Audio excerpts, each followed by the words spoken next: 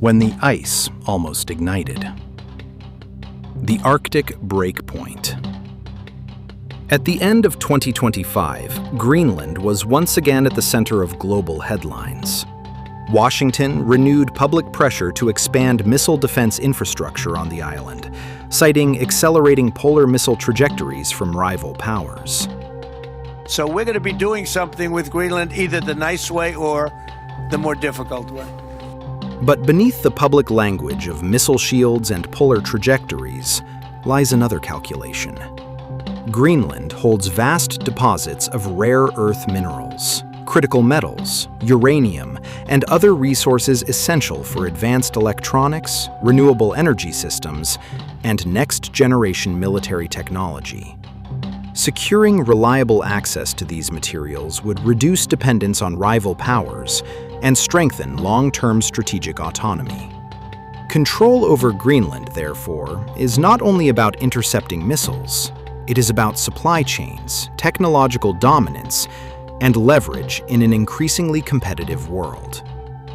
Danish and Greenlandic leaders rejected unilateral expansion, insisting sovereignty could not be redefined by strategic urgency.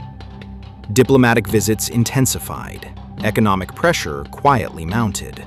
Military exercises in the North Atlantic expanded under routine labels. No war followed, but the temperature never returned to normal. Let's imagine that the pressure did not dissipate, that diplomacy failed to contain ambition, and that strategic urgency hardened into confrontation. In this scenario, tension no longer simmers beneath statements and exercises. It crosses the threshold into an open military conflict. The shift from pressure to force. The campaign begins quietly. Washington announces that Arctic missile defense installations will proceed under emergency authority. The language is defensive but firm. New intelligence indicates adversarial states are nearing deployment of systems that can exploit polar approaches. Delay, officials say, is unacceptable. Copenhagen rejects unilateral action. Greenland's parliament condemns the move as coercion. NATO calls for consultation. American forces expand their security perimeter around Pitufik Space Base. Transport aircraft land in rapid succession. Naval patrol arcs tighten around Greenland's western coast. Denmark responds by mobilizing Arctic naval assets and reinforcing administrative presence near contested sites. Both sides insist they are preventing escalation. Both sides escalate. The first armed exchange. The first shots are not intentional. A Danish patrol aircraft approaches a newly declared American exclusion zone. Communications deteriorate amid electronic interference. Warnings are issued. A maneuver is misread. An American interceptor fires a disabling strike. The Danish aircraft lands, damaged but intact. No one dies. But a NATO member has fired on another. Consultations begin immediately. Accusations follow. Europe reacts with alarm. Russia increases Arctic patrol activity, publicly calling Western unity fragile. Greenland's skies grow crowded. Escalation at sea. Naval forces maneuver closer in increasingly confined waters. Warning shots are exchanged across bows. A brief firefight erupts near a contested radar construction site when Danish forces attempt to reassert jurisdiction. Casualties occur. The world absorbs the shock. The least we can say is that it would be a real unprecedented situation in history of NATO and in history of any defense alliance in the world. So NATO now faces its deepest crisis since its founding. Denmark signals it may consider invoking collective defense if aggression continues. Several European states quietly warn Washington that further escalation will fracture the alliance permanently. Washington counters that retreat would embolden adversaries, monitoring the Arctic closely. Nuclear signaling. The shift toward nuclear signaling begins subtly. Strategic bomber patrols become visible and publicized. Submarine deployments are repositioned. Satellite imagery reveals rapid infrastructure changes at Arctic facilities. European governments demand assurances that no nuclear-capable systems are being introduced. Washington neither confirms nor denies. Then comes the demonstration.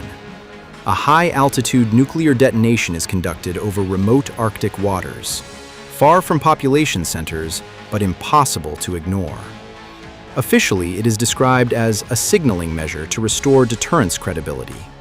From parts of western Greenland, the flash appears as a distant bloom against the polar night.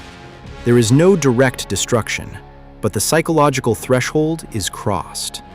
France raises alert levels. The United Kingdom increases patrols. Russia moves additional strategic assets northward. Markets plunge.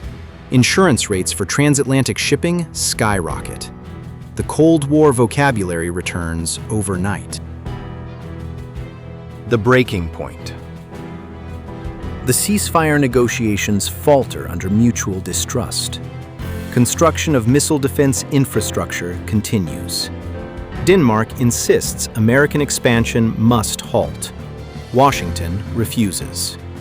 Then, an explosion damages equipment at a newly expanded interceptor facility inland.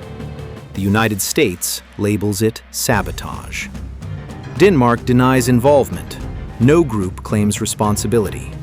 Washington declares that deterrence must now be demonstrated beyond ambiguity. And this time, demonstration becomes action. The tactical strike. The tactical strike is limited in scale, but immense in implication. An American low-yield nuclear device is deployed against a remote military staging area used by Danish reinforcements near contested territory. The detonation is precise, geographically contained, and deliberately away from civilian centers. The explosion shakes the Arctic plateau. Shockwaves ripple across frozen ground. Snow lifts into the air in silent spirals. Infrastructure in the immediate vicinity is destroyed. There is no mass devastation of cities, but the unthinkable has occurred. For the first time in generations, a nuclear weapon is used in an active conflict between allied nations. The justification from Washington is immediate. The strike prevents broader war by halting what it calls destabilizing forward positioning. Officials emphasize limited scope, defensive necessity, and strategic containment. Denmark declares it an act of nuclear aggression. The European Union convenes in emergency session. France signals that nuclear escalation within alliance territory is unacceptable. Germany demands the immediate cessation of hostilities. Russia announces it is placing certain forces on heightened readiness to ensure regional stability. China calls for international sanctions. The Arctic becomes the epicenter of global fear. The world reacts. Financial systems convulse. Energy prices surge. Airspace over the North Atlantic closes temporarily. Civil aviation routes reroute thousands of miles south. In Nuuk, panic spreads. Greenlandic civilians rush for supplies. International journalists flood the island despite restricted access. Protests erupt across European capitals, not only against Washington, but against the fragility of the global order itself. Within NATO, the fracture deepens. Some states argue that Denmark must be supported militarily to preserve alliance credibility. Others fear that further confrontation could spiral into a multi-front nuclear standoff involving Russia. The alliance hovers on the edge of collapse. The nuclear standoff. For several tense days, the world lives in suspended breath. American forces increase readiness levels across strategic commands. European nuclear states reposition deterrent assets without public confirmation. Russian patrol aircraft test Arctic airspace boundaries. The risk is no longer Greenland alone. It is global miscalculation. Military planners on all sides recognize the truth. Another strike, by anyone, could cascade beyond control. The freeze comes through fear. Washington announces suspension of further nuclear operations. Denmark halts forward troop movements under European pressure. NATO establishes an emergency Arctic Stabilization Council to assume temporary oversight of contested zones. An uneasy ceasefire settles over Greenland. The world exhales, but does not relax. Aftermath. The Arctic. After the brink. The consequences do not fade with the snow. They harden. For several days, the world stands closer to a new global conflict than at any time in generations. Markets tremble. Strategic commands remain on elevated readiness. Internal assessments later revealed just how fragile the boundary was between localized escalation and systemic conflict. The crisis does not become a world war, but it comes close enough to leave a scar. NATO survives, but survival is not the same as unity. The alliance emerges shaken, its internal trust fractured in ways no communique can repair. European leaders accelerate independent defense initiatives at unprecedented speed. Targeted but significant changes to how the Union uses existing programs for defense-related and dual-use priorities. It reflects a simple fact. Europe is operating in a security environment that is anything but normal. Beyond the alliance, rival powers move quickly. Russia expands Arctic infrastructure, citing the instability of Western cohesion. China deepens diplomatic and economic engagement with smaller Arctic states, positioning itself as a patient alternative to transatlantic volatility. The United States retains much of the missile defense architecture it sought, now wrapped in multilateral supervision, but the strategic cost is undeniable. The transatlantic bond, once assumed permanent, now feels conditional. And perhaps most unsettling of all, the nuclear threshold, long treated as an unbreakable boundary, has been crossed. Even if only once, even if limited. The global taboo that restrained the unthinkable for decades now carries a visible fracture. The Arctic grows quiet once more. Yet beneath that quiet lingers the memory of how close humanity stood to the edge.